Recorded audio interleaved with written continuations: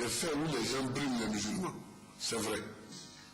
Je vais vous expliquer ce qui fait que souvent les policiers, les gendarmes sur les routes briment certains gens du Nord. Avec le Ghana, avec le Libéria, ce sont des pays anglophones. Donc les noms s'écrivent de façon différente. Quand un policier voit les papiers, il sait qui vient du Ghana et qui vient du Côte d'Ivoire. Quand tu vas à la frontière de la Guinée, du Mali et du Burkina Faso, tu trouves un Koulibaly ici, tu trouves Koulibaly Mamadou en Côte d'Ivoire, tu trouves Mamadou Koulibaly au Mali. C'est écrit de la même façon. Les policiers font quelquefois du zèle et puis ils demandent l'argent aux gens qui sont habillés en grand habit musulman. Comme on sait qu'il y a cette difficulté pour les noms, les policiers, les raquettes, on leur demande l'argent. La gauche ivoirienne, de manière imperceptible, cette gauche incarnée par le Front populaire ivoirien, s'est progressivement emparée du logiciel de pensée de l'extrême droite, de l'autochtonisme, de l'identitarisme. La haine venait de trouver un allié de taille.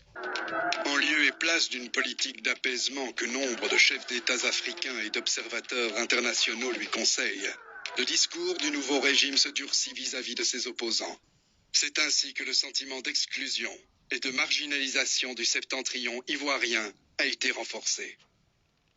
Les Ivoiriens à patronyme nordiste deviennent l'objet de tracasseries absolument insupportables. On arrache des pièces d'identité lors des contrôles, on affirme à haute et intelligible voix que les Ivoiriens les plus douteux sont ceux du Nord, alors que, comme le dit une chanson de Tiken Jah Fakoly, pratiquement dans ces années-là, il y a des Kofi au Ghana et au Togo, il y a de la même façon, évidemment, des Kwame dans toute la région. On ne peut pas partir d'un patronyme pour déterminer une appartenance citoyenne. Cette politique d'exclusion active, violente, forcenée, cette politique de méfiance, voilà la forme ultime que va connaître la haine ivoiritaire. Et c'est cette forme ultime, se traduisant par la déchéance de nationalité de milliers d'Ivoiriens, l'exil de nombreux soldats qui sont pourchassés, non pas pour des actes, mais pour les velléités qu'on leur attribue, c'est tout cela qui va constituer la conscience de la résistance ivoirienne.